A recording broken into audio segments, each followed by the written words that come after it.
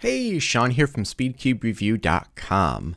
I recently unboxed the YJ Mini 3x3. I'm not going to pronounce the name correctly, so I'm just going to put it in the video. And I love it. I really like to set up my own puzzles. Not that it even needs it. I don't think any puzzle really needs any setup if you don't want to do anything to it. But I enjoy the process, and I just feel like it makes it more my own. So we're going to go through that, and I'm just going to line up everything first here. So let's make sure we get a screwdriver, any lubricants I might want. So I'm definitely going to use some Vortex. We've got a whole slew of different things, and I'm going to clean off all the pieces. Okay, now as I take this apart, one thing that I know someone already is probably thinking before they even click on the video, they're going to be like, that guy says you don't need lubrication. What's he going to do? Use lubrication now? Yeah. So, okay. Just while I take this apart, also these tracks are super close to the U-Long version 2. I didn't really go through that, but these tracks are very much like the U-Long version 2. Center caps a little bit more like the Maylong. Okay, back to that.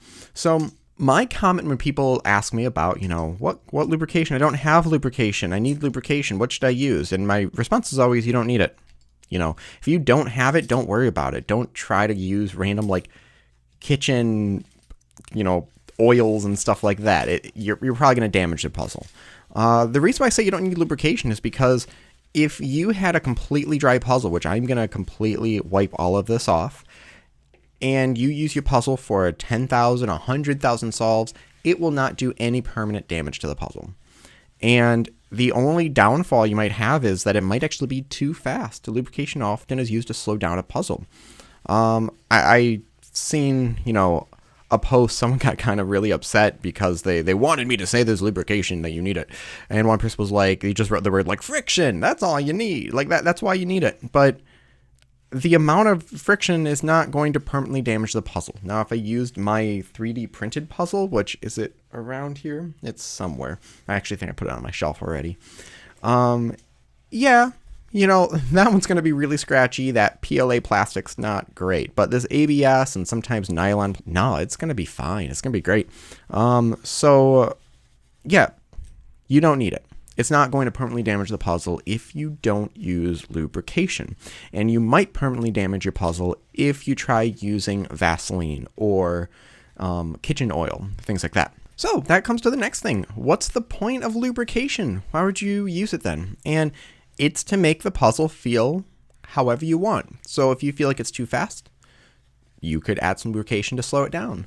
If it's too slow, first suggestion is to clean it all out and then see from there. Because often lubrication slows down puzzles, and that seems to be a big misconception for a lot of people. Another thing is spring noise. So there is some spring noise on this that I heard. Adding a drop of lubrication between the spring and the washer, or the spring and the piece, depending on how it's set up, will help reduce that spring noise. Now, I guess the spring could catch a little bit if there's just plastic there and, tear into that plastic. I don't feel that could ever be so bad that it would completely tear a hole into the piece. I think the biggest thing there is just annoyance. That to me is one of the most annoying things. I love quiet puzzles. The Tengyun is one of my favorites just because of that. And one of the first videos I ever made was what I called the Quiet Cube, where I added cotton to, again, I think it was a 357. And I called it the cotton mod. And there's and it was actually made in a joke by people saying, this is this mod, when all they did was add stickers, so or things like that. But it kind of caught on. There was a couple people that did the cotton mod to their puzzles. It didn't actually do a whole lot. Okay, so let's take this off. Now I'm actually gonna keep the paper towel here because if you take the springs out, the gunk from either old lubrication or also just because Vortex is this black color, which I think has to do with some graphite. That will not stain things. I've heard that this is better, that you could wash your clothes and it'll be fine. But I don't really want, this mat's already getting a little worn out, and so, I don't want to get that on there. But okay, so what I'm going to do here is unscrew each of these pieces. and add a bit of vortex to each. I'm gonna clear my throat. Add a bit of vortex to each side of the spring. And I'm using the YJ screwdriver just because, you know, trying to not mix screwdrivers. Wow, that's a tiny spring. I don't think I've ever seen one on a puzzle that tiny. Now there is a little adapter you can put on here. I usually just, actually, do I have it somewhere? Here it is. Almost came out. There we go. A little bit here. A little bit here. And I'll put it back in right now. Now, to remember which ones I do, I used to do like red, then yellow, and then maybe orange and red. But now, after I do white, I just do the colors of the rainbow. Red, orange, yellow, green, and then blue. And as far as screwing it in, right now I'm just going to do about the height where like the bottom of that spot where that white part is. Not the most scientific approach, but pretty good way to eyeball it. So vortex is really nice. It just, you know, lasts a long time, and I don't really feel like it affects the speed. A lot of times people will just dump a lot of something like weight 5, or what I like is Speedcube Shop has weight 6 and weight 8, which I've got those. Those are really great. But sometimes it can just be a lot of lubrication and actually can slow the puzzle down a little bit because there's so much stuff gunked in there. I used to really use a lot of lubrication. That was another funny thing that I'm also, this is kind of just ranting right now. I was going to do this as a live stream, but I figure some editing would be nice. One of my favorite things that became a mod is over lubrication. And it's something that I just, I did yellow. I didn't even do the red, orange, yellow. Oh, geez. I'll do red first next. Anyways, lost track of that. Is people would say they do a mod where they over-lube it. And I know one person who kind of made a video on this. I'd never actually watched the video, so I don't know how he worded it. But a lot of people word over-lubing as this crazy mod to do, or that it's something really fancy. I just, took it as you add a good amount of lubrication to it. I didn't really think of it. I guess let me know if you think of it as some special mod and why. I guess the only thing I can think of is that it doesn't seem very obvious that would be a positive thing to do. One thing that sometimes people mistake too is think that weight 5 is going to be, or even, weight 6 is going to be always slow down your puzzle. If you add, a little less than a ton, very specific measurements, and then working a little bit, it thins out enough throughout the puzzle that it can create a little sheen and actually make the puzzle faster. This depends greatly on how clean your puzzle was before and what puzzle it is. Like if you put that sort of lubricant of the weight 6 in a 17 by 17, it's going to perform differently than if you put it in a 3 by 3. I mean, I could even just use a 4 by 4. In a 3 by 3, there's 20 moving parts if you're just counting the corners and edges. In a 4x4, there's, I believe, 92 if you're counting all the internal pieces as well. And so 92 moving parts, there's a lot more contact, and so the lubrication acts very differently. Every puzzle should be set up differently, in my opinion. And also, no matter what it is, I feel like it might change from day to day. There was a post on a Facebook group about asking how I set up a specific puzzle. So they're asking, what do I do for it? I said it changes from day to day. It might have been like the GAN XS or something like that, about tensions even.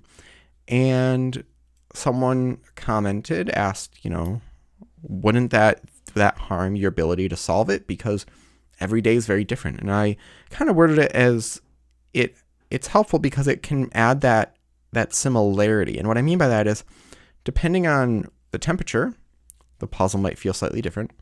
Depending on, how I am that day, if it's early in the morning and my hands are not, warmed up or anything, or it just feels different, I might want the puzzle to feel a little bit more flexible or tighter. And then also puzzles can change throughout that. Okay, springs are pretty much all set now. And so let's just put this together. my reasoning for kind of never having one set way to set up a puzzle and possibly changing it from day to day is not specifically to make it feel different and throw me off, but so that no matter how I'm feeling that day, it will feel the most comfortable. So I don't know a good analogy to use. My first thought was something with the violin and how it doesn't sit maybe on the exact same spot in your shoulder every time, but that's a whole different thing. Then my thought went to a bicycle that, depending on what gears you're on, how you're feeling that day, you might have the gears be different. You might be able to perform a little bit better having different gears one day compared to another. Now that that's set, let's take care of tensioning. And it actually felt very nice. So my general rule that works very often with 3x3s is you pull it apart and you see if you can see the very edge of the corner stock, which you can kind of see there. You can see the very edge of it, and that's what I like to see. So it's flexible enough to where the corner can actually break away from the edge. However, it's not loose enough where it could maybe pop or a corner twist as easily. And I mentioned, what am I doing? I mentioned in the unboxing that it's very easy to have mini puzzles too loose. Just, I think visually it looks a little bit weird. Years ago when the Aosu 4x4 came out, a lot of people tended to have that slightly too loose and had some extra pops, even though the pieces were pretty much the same. It just visually seemed a bit off. Okay, so as far as speed, it's way too fast. There's a few options. I used to go for something super heavy, like and put that in or dump a lot of one thing. Now I've been going with Controlius. The reason I'm not a big fan of always using these is we sometimes lose a little bit in there. It's not a ton, and then I have to clean it out each time. So anyways, let's put that aside. But I like Controlius because it's a very light lube. I mean, you can even see the bubble. Bubble's moving quite fast compared to even, I think, like a weight 1. But it does slow down the puzzle with just a little bit. So I used to really go for that gummy feeling, but I've kind of changed a little bit with that. So I'm going to put just a little bit here. There we go. Try not to put too much in. There we go. And let me just, I guess I'll just scramble it randomly. I don't need to. Okay, that's a much more controllable puzzle, and it doesn't feel super gummy. It just feels stable. So I'm happy with that. The other lubrication that I'm going to use is candy cane. Only a few drops of this. It's not really going to affect the speed too much, but it's going to make a wonderful candy cane scent. Speed Shop is updating the droppers, so they're easier to dispense. So instead of this bottle, it is this kind of bottle. It works much more nicely. I'm working on a holder for the new bottles, and I'm trying to find something that's modular and make that, but I'm not super happy with any of the designs I've made so far, so I'm not going to make them public until I'm really happy with one. Okay, so this is fantastic right now. Now, oh, come on, there we go. Now, if I find that it's too slow, all I'm going to do here, if it's too slow, is wipe some of it out. Take some paper towel and wipe out the puzzle. And that's it. That's all I'm going to do. I tried something. I thought that was how it worked, but maybe I did the wrong pieces or something along those lines. Anyways, let me just finish solving that. Nothing super crazy fast. Okay. One more thing I need to do, and I want to add my logo, but my logo seems kind of big for this piece. So let's see what I can do here. Now these stickers were printed a while ago from Speed Shop. I know they had a thing for a while they could do this, and then I think they stopped doing it just because it's not the easiest thing, or maybe there's issues or just takes a while to print. I don't know for sure. So I'm not going to say what they can or can't do, but they used to do special logo stickers. Will this fit on the piece? It will work. It's just might hang over that edge a little bit, which I don't like. I could put on a Speed Shop sticker. I think I might do that instead. But let me try just once more to get this. I'm going to cut it really close. It fits. I mean, you can feel the bump of it.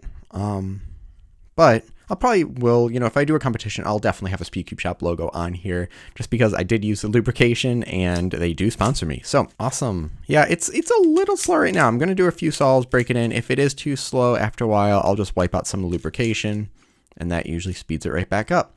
So thank you for watching this long, rambly video and going through this whole setup process. Thank you very much for, all my subscribers staying tuned. If there's anything that you really like to do when you set up a puzzle, let me know in the comment section below. Hit like and subscribe for more content like this in the future. And as always, stop by speedcubereview.com for more news and reviews.